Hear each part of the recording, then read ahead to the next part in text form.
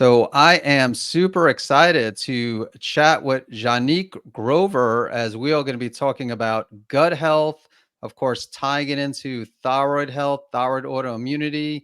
So let me go ahead and dive into Juanique's impressive bio here.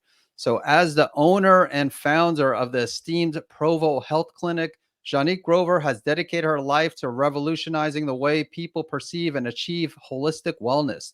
Fueled by her personal experiences with Graves' disease, long COVID, and SIRS, Juanique pioneered the groundbreaking Gutsy Academy, a beacon of knowledge empowering individuals to become self healing advocates. Through meticulously curated programs and insights, she has equipped countless people with the tools and mindset to reclaim their health and vitality. Her mission is simple yet profound to guide individuals toward becoming the healthiest, most vibrant versions of themselves. And welcome, Juanique. Thank you so much, Dr. Eric. I'm really excited to be here. And I'll tell you why. When I was diagnosed with Graves' disease 10 years ago, it was your book that saved my life. Oh, So it's like wow. this full circle. Like, I've been dying to tell you this. I remember I was in the office with the doctor, and she's like laughing at me. She's like, "You have Graves' disease." And I was like, "There's no way." And she's like, "Yes. So we need to put you in these medications." I was like, "Hold on. Let me go research this and give me some time to heal it." And she was very uncomfortable with that answer. And she was like, maybe, but like, try these medications because we don't want your heart to explode. And let's test you every month to make sure you're not declining fast and furiously, because my TSH was like 0.001. It was like non-existent. And so I went and I found your book on Amazon, and I read it from cover to cover, and it was Bible to me. And I fixed my Graves in like 6 months. Wow, that is amazing. So, just to let everyone know, I did not know this. She mentioned before we press record that she was going to tell part of her story, but she wanted to see my reaction. So I did not know that until you just told me now. So that is really great. Of course, I'm glad that you got my book, but even more happier that you restored your health and have your own healing journey. When people ask me, they're like, "You should write a book on how to fix Graves." I'm like, "There's one already out there." And every time people come up to me, like one of my now coaches, she was diagnosed with Graves. She saw our clinic in a magazine. She had a consult with one of my coaches, and then she reached out to me and she's like, "What do you suggest? Like, I researched." I'm like, "Here's this book. Go read it." And she read it, and she reversed her Graves in like a few months, and now she's working at my clinic. So she went from like client to coach. She enrolled in like IIN, and she's now a coach. And so anyways, it's just, I love coming across fellow Gravesters because, it's a small world, but we really want, like, I truly believe it's something that you can reverse. It takes like a lifestyle makeover, but it's so worth it. So anyways, I wanted to tell you that. I was super excited to tell you that. So thank you for writing a book for someone like me who is like, what the heck do I do? Like, there's got to be an expert out there that's researched this and knows how to like fix thyroid problems. And so you are my guy. So thank you. Thank you, Dr. Eric.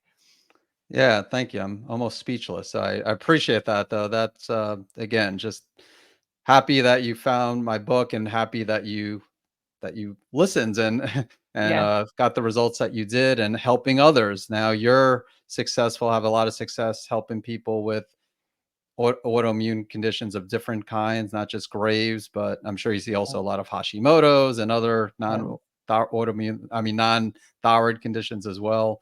And that's a great thing about the gut. I mean, when it comes to gut health, it's not just, of course, specific to Graves and Hashimoto's, but really all conditions. Again, not just, even though the focus here might be more towards autoimmunity, but I mean, optimal gut health is really necessary for optimal health. And so the opening question I have for you is, why do so many people have gut dysbiosis, imbalances in the gut, leaky gut? Why is it so common?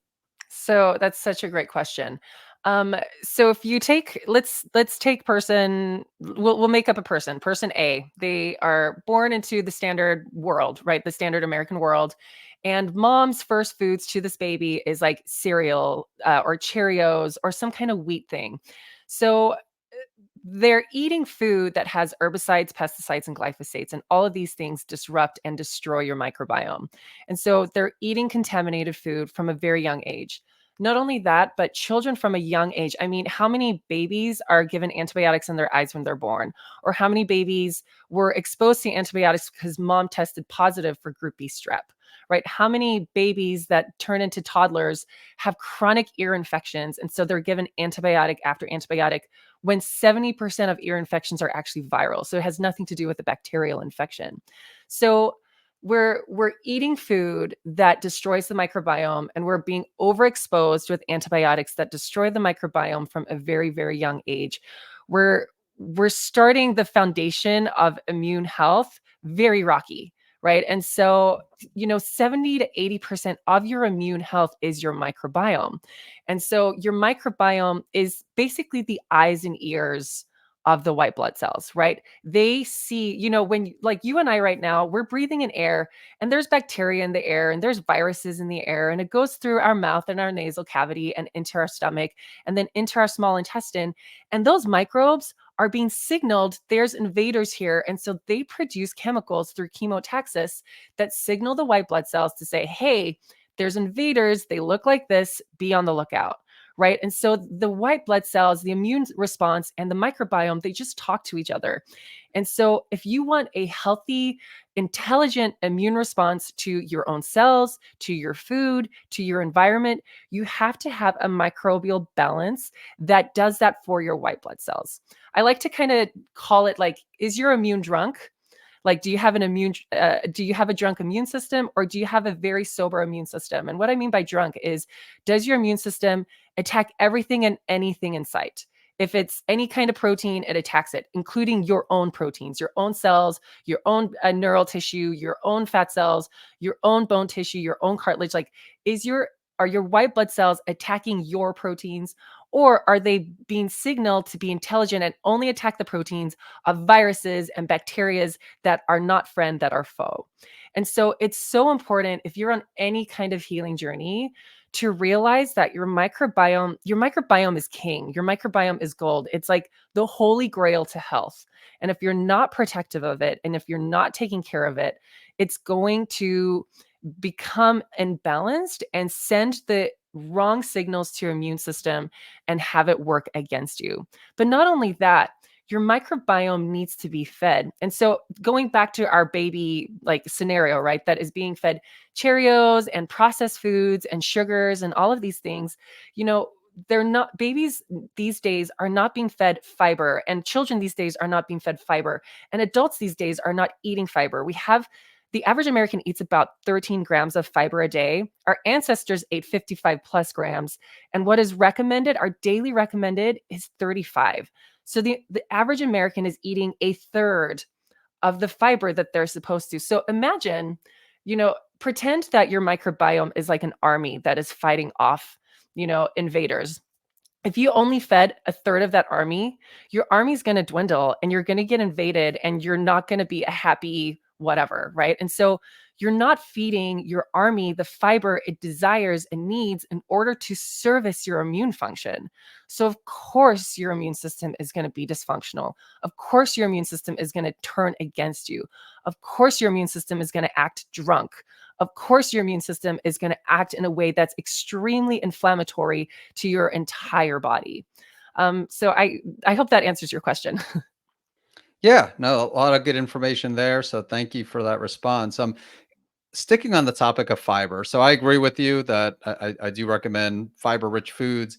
Now, there are some people who can't tolerate fiber-rich foods. They might say, well, I've tried eating a lot of plant-based foods, but I get a lot of gas, Totally. bloating. So what's your response to that? So your gut can't tolerate it for many reasons. One, you haven't strengthened it too. So it would be like me. I'm kind of a tall, scrawny person. It would be like me going to the gym and being like, I'm going to lift 50-pound dumbbells and do 50-pound like bicep curls, right? And I go to this 50-pound dumbbell and I can barely lift it, right? My body isn't primed to lift 50-pound dumbbells. So when someone eats a standard American diet where they haven't trained their microbiome to digest fiber, to digest complexity, to digest plant-based foods, your gut biome is primed to digest really poor, crappy food, for lack of a better word. So your microbiome has the strength and the equivalent of lifting 2-pound dumbbells. That's all it can do. So you have to like kind of tend to your gut garden and like prime it to be able to digest high fiber foods. So this is a typical scenario, and I'll talk about another scenario in a second. People realize, oh my gosh, I've been on the standard American diet. I have all this inflammation. I'm going to start eating a ton of raw vegetables. And then they eat all these raw vegetables and they blow up like a balloon and it hurts their stomach. And they're like, oh, that was really bad. My inflammation is even worse, right? It's because of everything I've been talking about. Their microbiome isn't primed and ready to eat that high amount of fiber. The other thing that it could be is that they might have something called SIBO. So they have bacteria in the wrong places of their small intestine because they've had so much bad fiber, because they've had a sluggish like digestive response. That this gets a little bit more technical. We could do a whole podcast on SIBO. But SIBO is small intestinal bacterial overgrowth. And so you have an overgrowth of bacteria from multiple root causes that are a little too complex to talk about right now, but it's in the wrong parts of your stomach. And now that bacteria is digesting and fermenting fiber in places of your small intestine that it shouldn't be doing.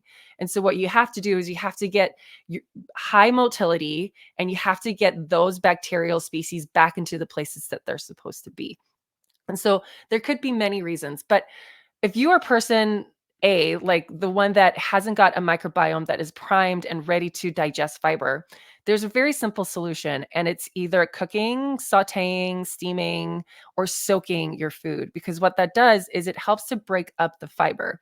And I use this example just because I'm a mom right now and I have an 8-month-old. If I put my 8-month-old in front of a plate of my food where I have steak and I have Brussels sprouts and I have peas and I have a little bit of like all this chunky food, he's going to try and grab it and eat it and he's going to choke on it, right? He can't eat chunky food right now. So what I have to do is I have to chew it up first and then give it to him, right? And so now that I've pre-digested this meal for him with my mouth, I've masticated it. Now he can eat it and digest it better. So what steaming, cooking, sauteing, soaking does is it pre-digests the food and fiber so that your microbiome that is weak at this time can actually handle the stress.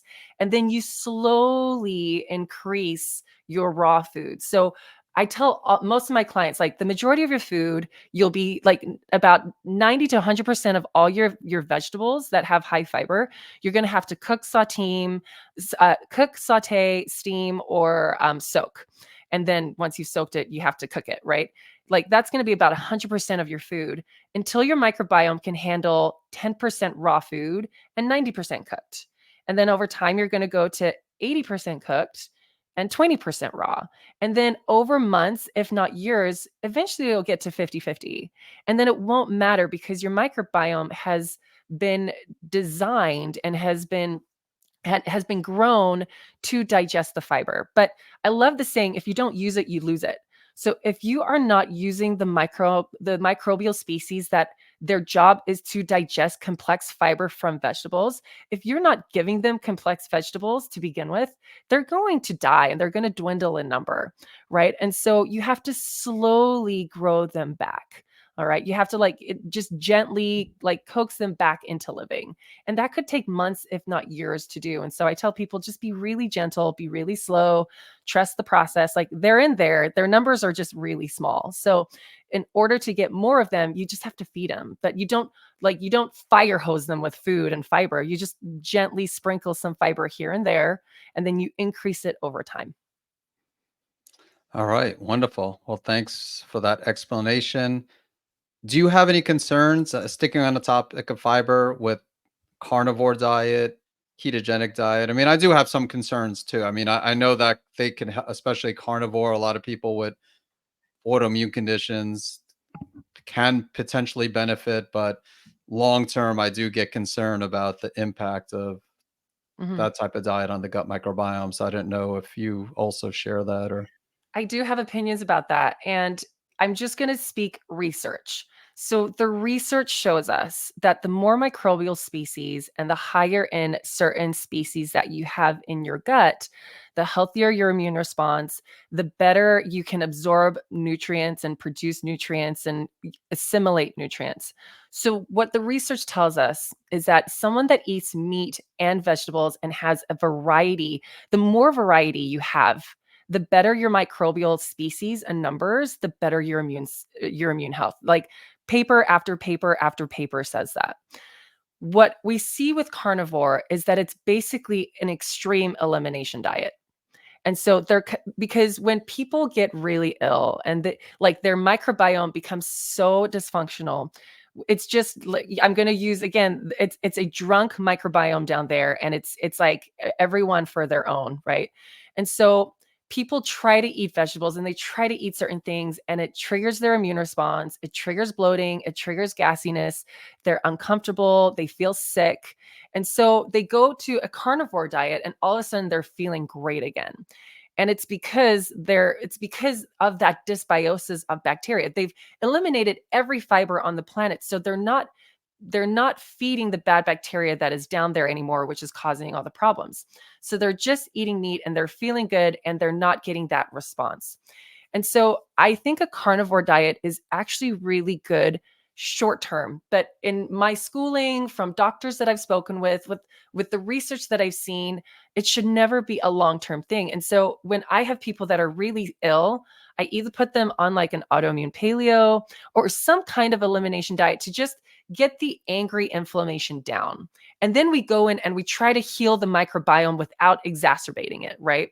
And that's what you're doing. You're not exacerbating it. So we go in with protocols and we go in with like supplements and spore-based probiotics or peptides, and we try to fix the microbiome while we're not angrying it or getting it angry. And then we slowly reintroduce fiber. We slowly reintroduce vitamins and minerals. The research behind like what vegetables and fruits can do for you, like you can't turn a blind eye to that. It's overwhelming. Like, you even people that try to demonize lectins from beans, there's an anti-cancerous effect from lectins. There's an anti-cancerous effect from phytic acid. Like we actually see that phytic acid, which is an anti-nutrient, it can stimulate white blood cell response and decrease your cancer risk. And so, there's this whole black and white world that where it's all or nothing. It's either carnivore or it's vegan or it's this.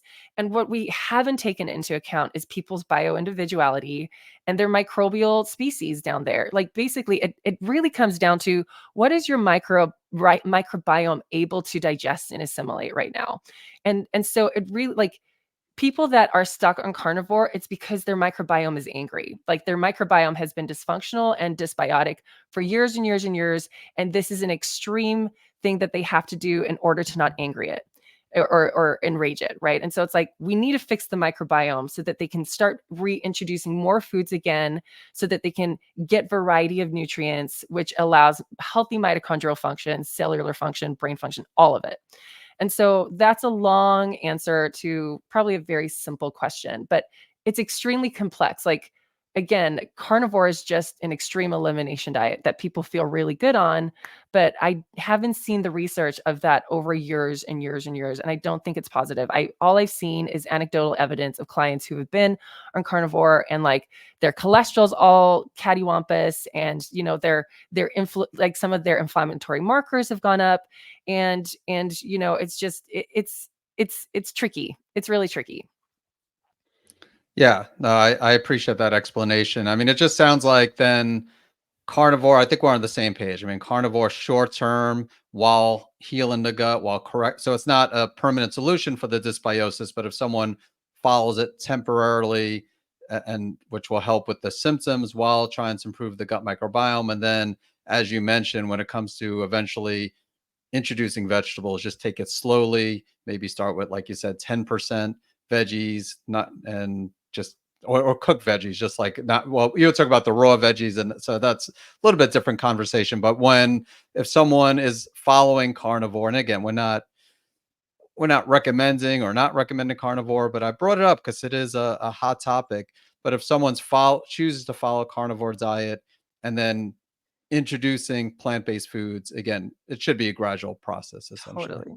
You know, if Yeah. you're on carnivore, that is a perfect opportunity to start like a gut infection protocol or a gut restoration protocol where you're putting in spore-based probiotics down there and they're creating colonies that are going to work for you and your immune system. Like, I don't know if you're familiar with the product HU58. It's a spore-based probiotic, which acts as an antibiotic towards, I think, 13 different species of bacteria.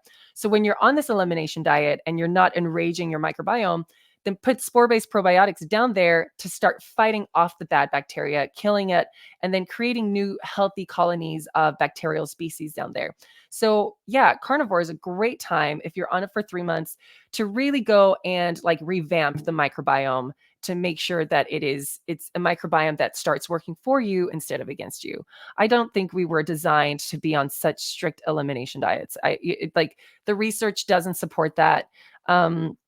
I think common sense doesn't even support that. You know, meat has Yeah. like they have tons of like nutrients, mostly proteins, but when you look at like the Krebs cycle and you look at mitochondria and you look at all of these other components like the liver, you know, they need so many micronutrients and like they need so many micronutrients that you can't get from organs and meat.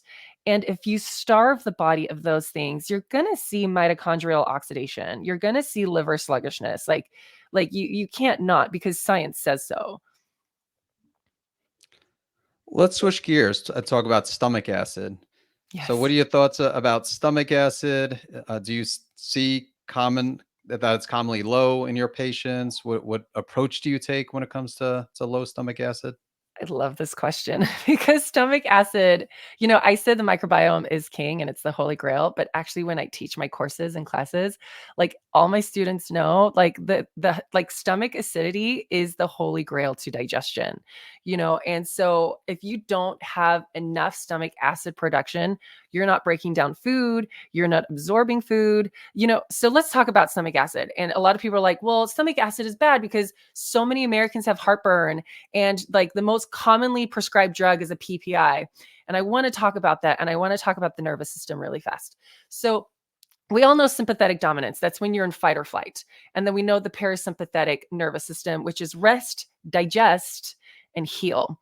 And so when you are in a rest, digest, heal response and you're eating a meal, your mouth starts to salivate. So you're producing, you know, saliva, but then your stomach is also being signaled to release a robust amount of hydrochloric acid. And I use the word robust very intentionally because when you have this robust release of hydrochloric acid, it does a few signaling responses. One, it signals the lower esophageal sphincter to close.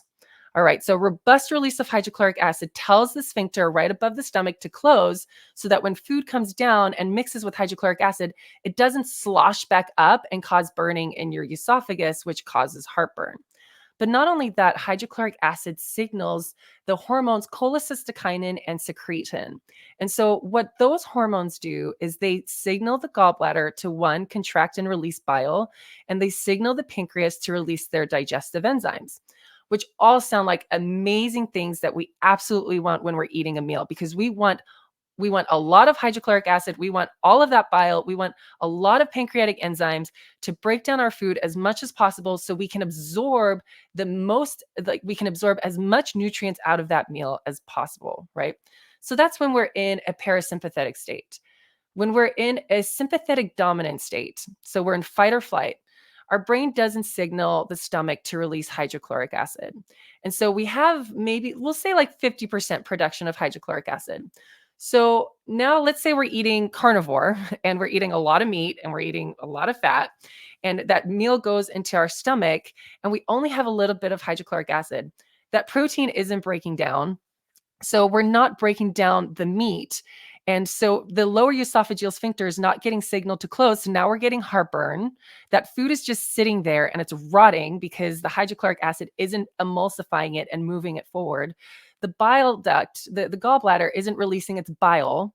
the pancreas isn't being signaled to release all of its digestive enzymes. So now we have partially rotting meat in your stomach going into your small intestine, and it's going to create a lot of problems because you have, if anyone has smelt rotting meat in their trash can, like that's what's happening in your gut, right? And so hydrochloric acid is so important. I have like 2 classes almost purely dedicated to hydrochloric acid and people understanding the hydrochloric acid response in the body and how important it is, not only for digestion, but hydrochloric acid is the same acidity as battery acid.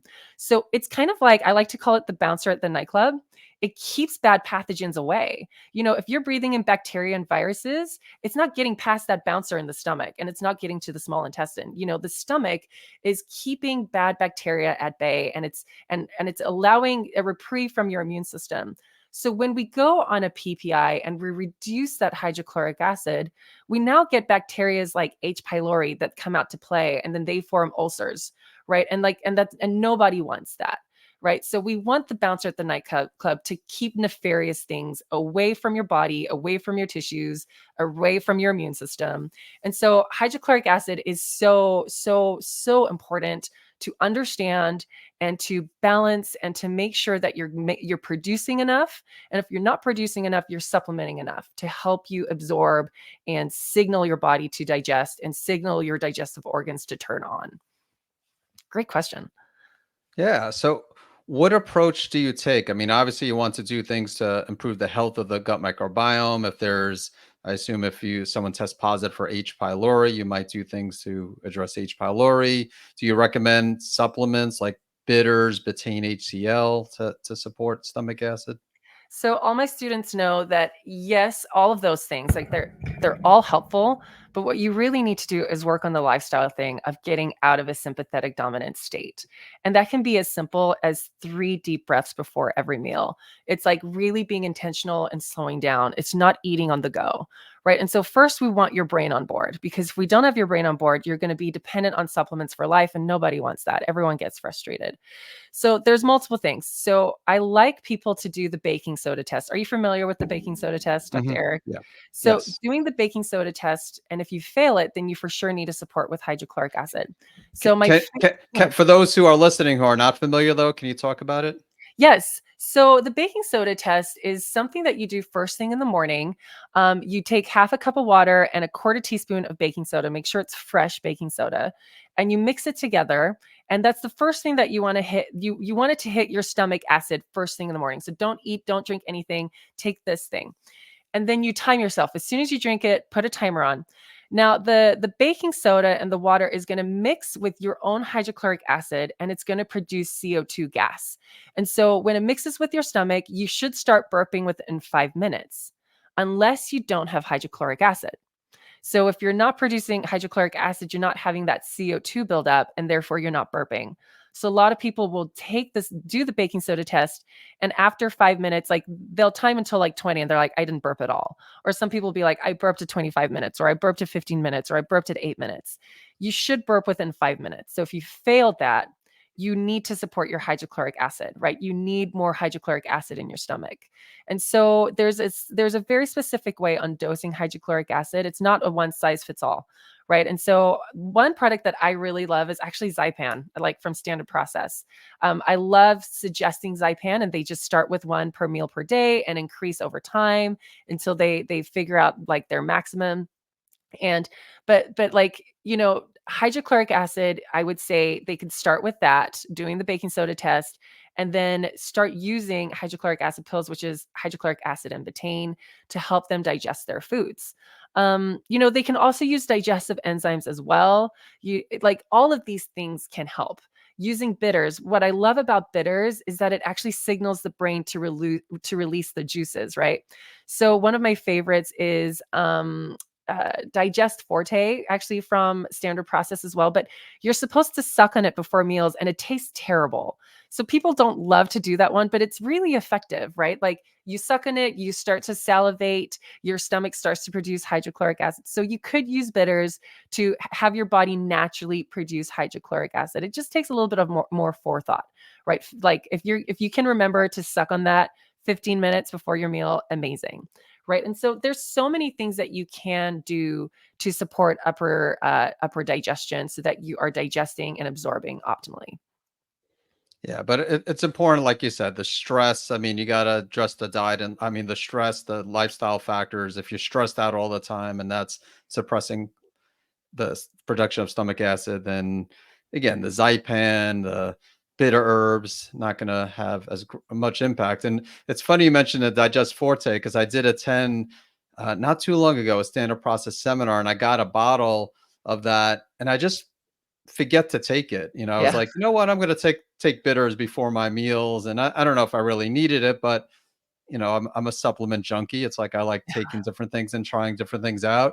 So I got it and just like because you're supposed to really ideally taking the bitters like maybe at least like is it 15, 20 Yeah. minutes before the meals? 15 minutes. But who remembers Yeah, that? You know what I mean? It's so hard to exactly. remember. And they taste so bad. Like, I remember years ago, I put all my clients on bitters, on Digest Forte, and they would say, Janique, it works, but man, it tastes disgusting. Like, I dread taking it. And I'm like, I don't want people to dread it, Yeah. so, but it does work. So if you're very disciplined and you can do that, awesome. If not, then just take, Zypan with your meal or some, there's Enzyme X from Apex Energetics that I really love that have some hydrochloric acid, but then a lot of digestive enzymes. And so you can do a blend of the two. It just depends on how much hydrochloric acid you need, and just figuring out dosing. All right, wonderful. Parasites. So I've listened to some of your podcasts and I've heard you talk about parasites. So I want you to share your thoughts on parasites because it's seems like it's a big problem. It's a huge problem. There's a saying that if you have a pulse, you have a parasite, and so it's just saying that everyone has parasites. And so the thing is like everyone has parasites, but like to what extent? Like, do you have an overburdensome amount of parasites or like just a normal like amount of parasites? If you've ever grown up with a cat, if you've grown up with a dog, if you've grown up with on a farm, like if you ever grew up with any kind of animal, if you had your own garden, if you didn't wash your fresh produce properly, you probably have parasites. And the interesting thing is when people actually try to test for parasites, they oftentimes get false negatives. And so I work with, because I live in Utah, there's a huge LDS community here where they send like their 19 and 20-year-olds on these foreign missions to third world countries, and they'll come back and they have all these gut problems. And I'll do a hair analysis and parasites come up almost every single time. Right. And so, but they're like, well, I went to my GI doctor and did a stool test and parasites didn't come up. And I'm like, that's nice. You probably still have parasites. And then they'll do a parasite cleanse and like they'll pass tons of parasites and feel a lot better. And so what people don't understand is if you've tried everything under the planet, if you still have like low vitamins and minerals on your blood work and you're still sick and you can't quite get to the root cause, there's probably a parasitic problem in your gut. And so I just tell everyone, just go on a parasite. If you've never done a parasite cleanse, go on a parasite cleanse for like 3 to 6 months. It could change your life. And I've had tons of people come to me where they're like, I did a parasite cleanse and my hormones are better. I did a parasite cleanse and my bipolar has gone away. I did a parasite cleanse and my weight has decreased. I did a parasite cleanse and my vitamins and minerals are finally coming up. So many people come to me and they're like, I take all these vitamins and minerals and nothing changes on my blood work. I'm the healthiest person out there and I'm so deficient in everything. And I'm like, yeah, you're a walking, talking buffet for parasites. I've had people that, went to third countries, came back with IBS, did a parasite cleanse, and their IBS symptoms went away. And so parasites can be extremely disruptive, not only to your hormones, but to your absorption, to your microbiome, to your immune response. Like parasites are a big freaking deal. And I wish everyone took them seriously. There's a lot of countries. My friend is from Brazil, and she says, yeah, at our yearly checkup, our doctor gives us an anti-parasitic. It's like, yeah, you look great. Here's your anti-parasitic. And so like there's certain countries, there are many countries where they're like, yeah, you don't feel good, take an anti-parasitic. And it's just provided to you by your doctor. But here in the United States, doctors are like outraged by the thought of parasites. They think it's disgusting. They think that parasites only happen in third world countries, as if parasites have passports. You know what I mean? And it's just like, no, like parasites are very rampant here, and we should take them seriously. And we should probably do a if you haven't, do a very thorough one, and then do one every other year just to keep your parasite burden at bay. Okay. Can I ask, is that something you do just like every couple of years then just do a parasite cleanse? So I did a parasite cleanse 2 years ago. I probably passed about 50 tapeworms. I grew up in South Africa and with 15 animals. And so I had like 2 cats, 2 dogs, 4 birds, like mice and hamsters. I'm not even kidding. My mom could never say no to me. So I grew up with a ton of animals. My dad raised pigeons, like it was a circus, like it was a zoo at our house. And so I what I didn't tell you is, I had Graves' disease 10 years ago. My late husband died of stage 4 colon cancer 3 years ago. And a year after that, I had, like, in my bio, I was hit with an extreme health condition where I thought I would have to go on disability, tons of neurological issues. It was like long COVID symptoms and chronic inflammatory response syndrome. And so I started doing all the things. I was like, Juanique, what would you do if your client had this? And I'm like, we'd clean up shop. So one of the first things I did was a parasite cleanse, and my hormones regulated, like my cystic breasts went down, my anxiety and depression went away, and I started to finally absorb stuff. So I'm a very skinny person, and I started putting on weight. I was that person. Every time I do blood work, it's like everything's just a little low. Your cholesterol's low, your vitamins and minerals are low, like everything is just low. You look like you're starving slowly. Right. And so I did this parasite cleanse, passed a ton, like every time I went to the bathroom, I was passing like 5 parasites for a month. And so, yeah, I love parasite cleanses. I love preaching parasite cleanses. I love seeing the results of parasite cleanses that people get. I'll share another story where one of my dear friends, her daughter, who was 11 at the time, was having these like emotional episodes. And she would just say, Mom, I have this creepy feeling inside of me and I'm getting really anxious. And then after a year of this, she just had this emotional outburst. So her mom brought her daughter to my clinic to do a hair analysis. And I asked the mom, I was like, hey, what's her last outburst on this date? And she thought a little bit and she was like, yeah, how did you know it was that date? And I'm like, well, that was the last full moon, and parasites are more active around the full moon. And so your daughter's hair analysis, the primary concern here is parasites. Let's put her on a parasite cleanse and all of her symptoms will go away. And within 2 months, the daughter, and it's been 2 years now or a year now, and the daughter hasn't had any creepy feeling or emotional outbursts and is as happy as can be. And and we don't realize that parasites can affect our mental health, our physical health, our emotions. There's a book called This Is Your Brain on Parasites. And if you want to read something that's fascinating and like gory, like I would listen to that book. It's so cool. All right. Yeah, definitely. I haven't read that book, so I need to check out that book. And I agree with you about false negative stool tests. Just because you're negative on a comprehensive stool test, for example, doesn't rule out parasites.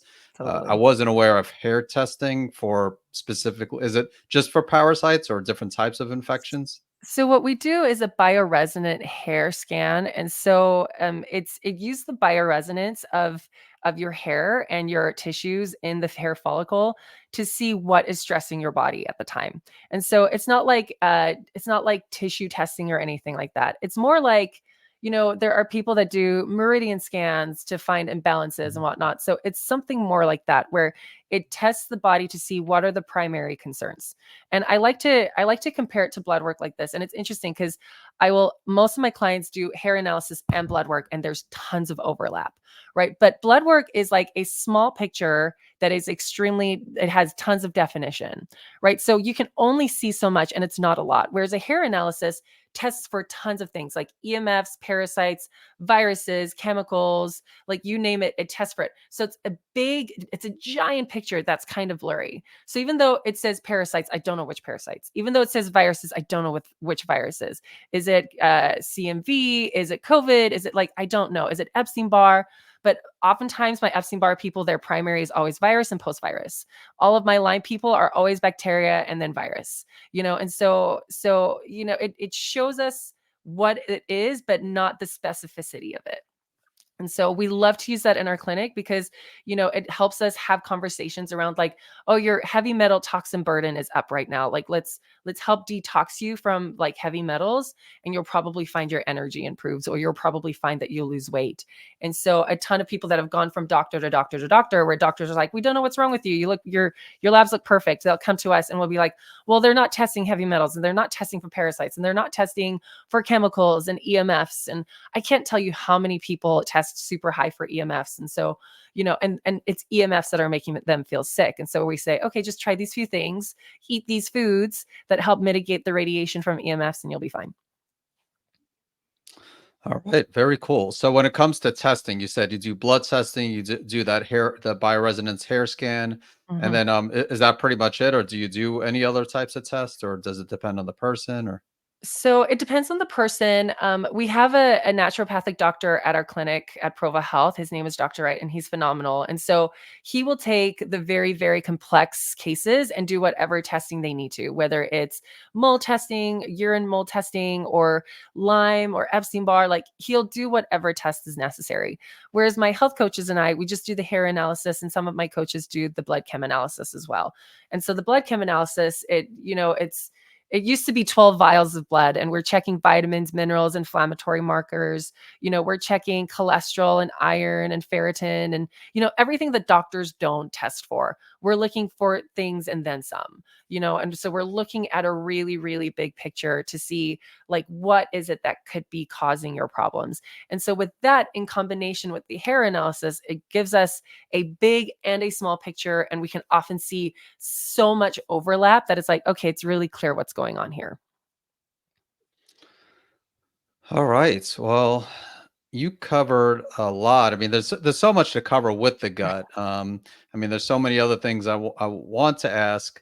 I guess one other thing I'll ask you that's on my list, because again, we definitely won't get to everything. But listening to your some of your episodes, some of the top inflammatory foods I found interesting. I know peanuts was one. I mean gluten. Again, I can't say I remember. I think there were like six or seven top Yeah. inflammatory foods. So there's gluten, dairy, corn, soy. Those are the big ones, right? Sugar is huge. So if you have an autoimmune, if you have to cut out two things, if you're like, I can't cut out all the things, just do gluten and dairy. Start there. You'll probably find you'll feel better. If you can do corn and soy and sugar, amazing. But some people do have to cut out like legumes, nuts, and seeds, and so until we can heal the gut and heal the dysbiosis, you have to do this temporary food elimination to decrease the immune response on your body. And then you heal up the microbiome and you heal up the immune system and you make it intelligent again, so that when you reintroduce those foods, you're not getting that negative immune response to it. So those are them. Okay, cool. And then actually one last question here, as which is a common question. How does someone know if their gut has been healed? I would say you're a lot like you have no autoimmune, you are not bloated, you're not gassy, your inflammation goes down, and you can tolerate your environment and your food. Like Uh, if you have a healthy microbiome, a healthy microbial lining, a healthy immune response, you can handle everything and anything. You can handle the yeah. pizza, you can handle the soda, you can handle, I'm not a purist. I think, Mhm. I think the majority of people, everyone should be having the majority of healing foods. And I think fun food has a place, because we're here having the human experience. And so as long as it's like an 80-20, where it's like 80% healthy foods, lots of veggies and proteins and healthy fats and and good nuts and seeds. And then, 10 to 20% fun food, where like you go out for date night and maybe you have that glass of wine, or, we all know fun food doesn't help your immune system, but but it's all in moderation, because I think when you create a forbidden apple scenario, you just want it more. And so I think like the goal is to do something that is sustainable and balanced. So the 80-20 rule is 80% protecting and supporting your body, and 20% is like not going to extremes, and so the majority of people can get there. But when you're in a healing crisis, you have to put the fun food a little bit on back burner so that you can do a lot of damage control. I remember when I had Graves' disease, I did not want to be on medications. I did not want to have a heart attack and die. I did not touch sugar and gluten and dairy for months. And I remember going out to dinner with my sister-in-law and my brother, and she was like, "Is that hard?" They were eating this like cookie thing with like an ice cream thing on top, and I was just watching them eat it. She's like, "Is it hard?" I'm like, "Yeah, but being sick is harder. Like being on medications is way worse. Like not having my health and not having my energy and not being there for like there's nothing worse than not being present in my life and not having the energy and the health that I want to live an epic, wonderful, big life. I had a husband died of cancer that was awful. I never want to have to go through that again. So there's no food, there's no dessert, there's nothing that's worth more than my happiness and my ability to live the life that I want to live. And so if I need to put some things on the back burner, that's fine.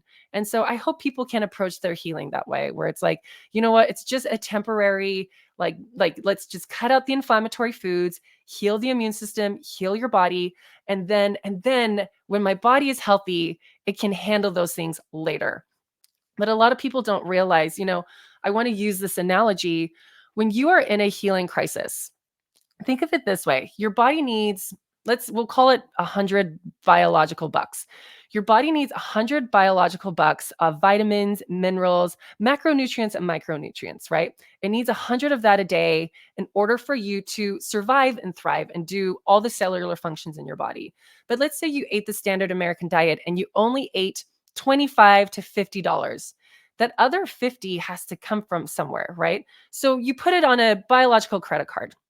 And over years, that $50 a day adds up to $10,000, to $100,000, to $500,000, to $1 million.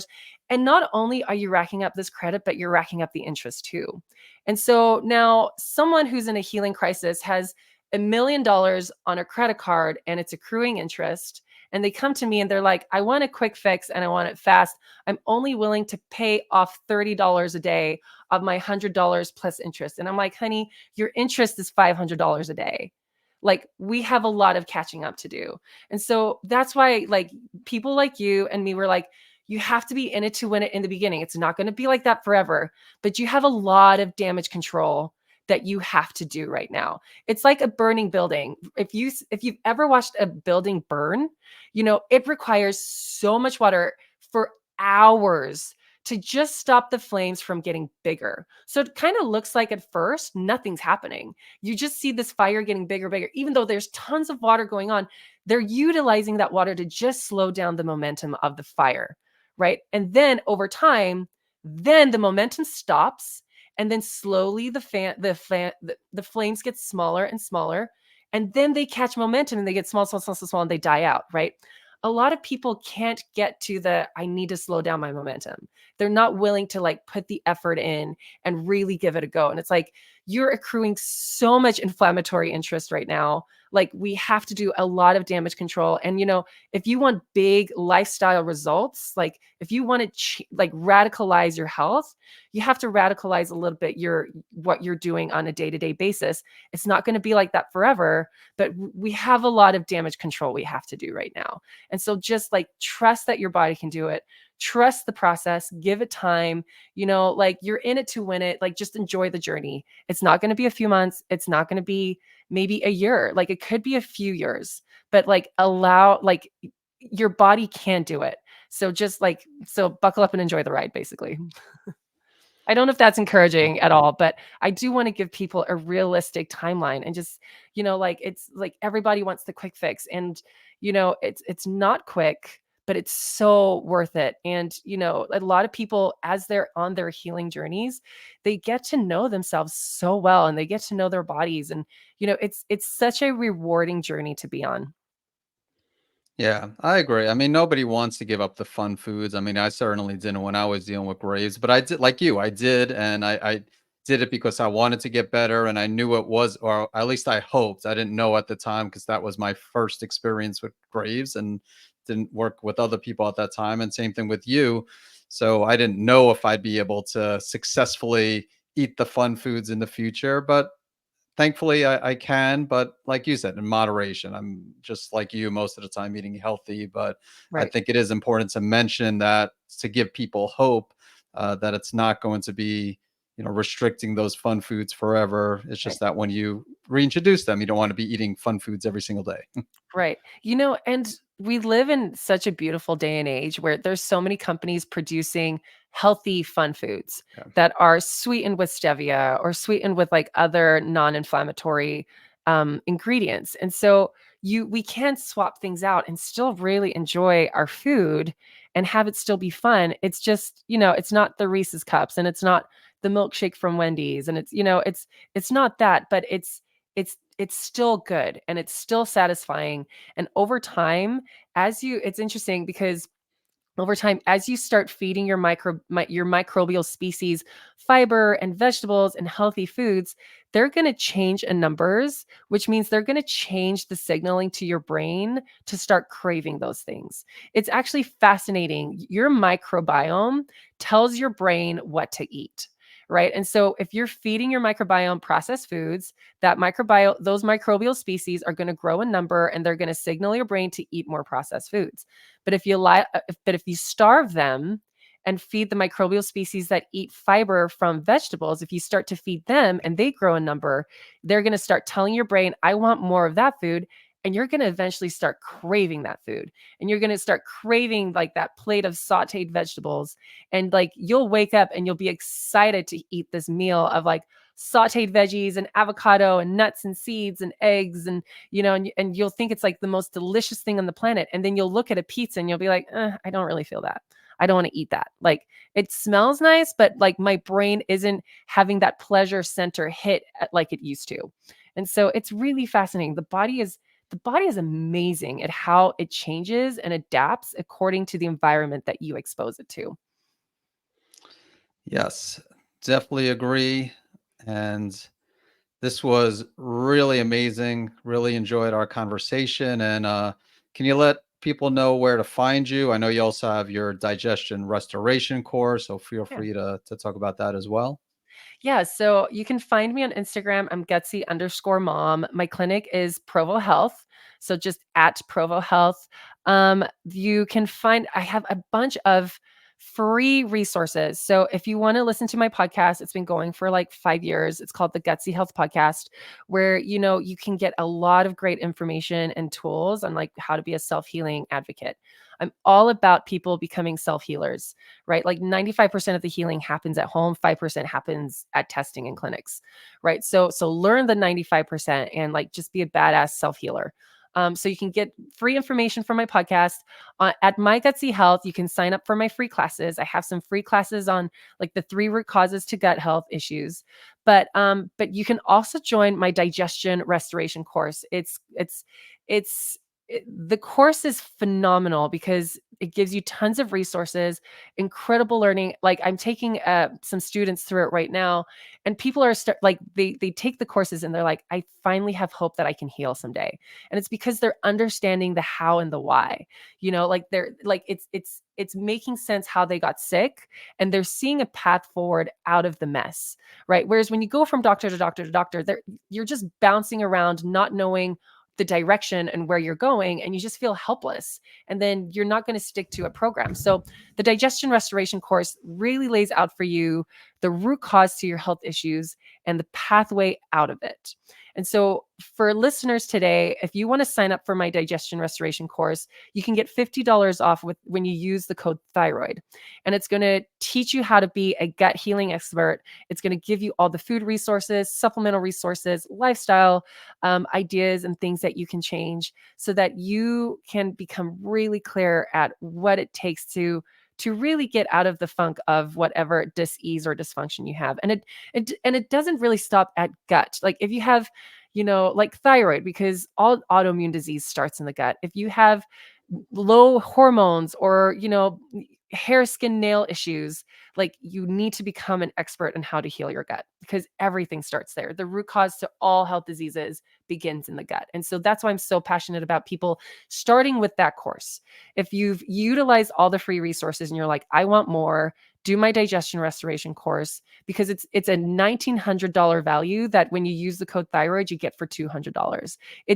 Like healing hasn't been, it's never been more affordable and accessible before. And so I highly recommend, if you guys are ready and to take the leap, do that. All right, wonderful. I'll make sure to, of course, put the links in the show notes. And Juanique, this was again amazing. Thank you so Thank much. It you. was great having you on the podcast. Thank you for all the work that you've done. You truly did save my life. Your journey, your path, like if you hadn't written that book, I don't know what I would have done. Like I said at the beginning, it was Bible to me. And it, what I want to tell listeners is, like, if you're in a healing crisis, look for people that have gotten themselves out of it. Like, there is a path forward. Surround yourself with those voices and those people that have done it, because that's going to help your brain, and that's going to help, like, your belief systems believe that you too can do it. It can be done, right? Like, people like Dr. Eric have done it. I have done it. Hundreds of thousands of people have gotten out of their healing crisis by just one thing at a time, by implementing things that Dr. Eric talks about on his podcast and that I talk about. Like, it can be done, and it can be the best journey that you ever go on. So I really want to, like, talk to those people that have been stuck and are overwhelmed. Like, there is a way out. Trust in yourself, trust in the process. Your body was designed to heal. You just haven't given it the right tools yet, and you haven't given it the right food. And like, but when you do that, like, magic happens, because the human body is truly a magical organism. So just feed it the right things, give it the right thoughts, and it'll start working for you instead of against you. All right. Well, yeah, agree with that. Definitely check out Juanique's podcast and her digestion restoration course. And again, thank you so much. We'll Thank definitely have you. to get you back on in the future. Thank you so much, Dr. Eric. And thank you, listeners.